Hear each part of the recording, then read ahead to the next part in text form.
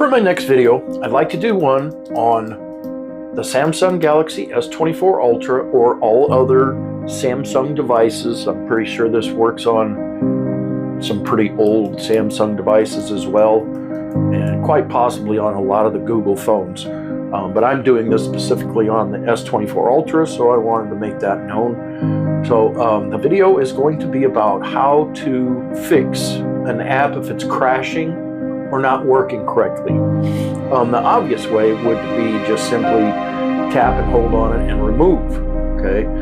That's the hard way. There's a simpler way. So what you do is you get the app, and we'll say it's My Files is the app that's not working correctly. So you tap and hold. What's going on here? Okay, there we go. Tap and hold, and then see the eye in the upper right corner.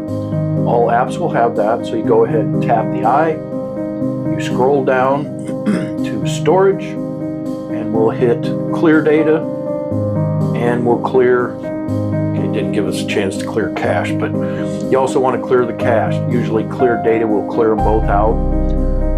You also want to do this sometimes even if they're not acting funny, because eventually in apps that are in Android will continue to, Apple as well, but they'll continue to add the cache and the data of the app, and you'll download an app and it'll download, say for example, it's 100 megabyte. Over the next year, if you never do anything with it, it could be all the way up to a gigabyte. So that's just an example, but it'll include all a bunch of stuff in the background that doesn't need to be there. So clearing out this can do two things. It'll fix the app if it's ever closing on you or crashing, and it'll also make the app more efficient.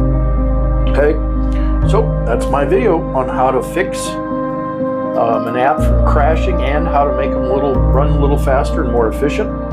I hope you found my video to be helpful. Thank you for being here. Please click like and subscribe to my channel. Leave me a comment down below. Thank you for your time, and until next time, I'm out.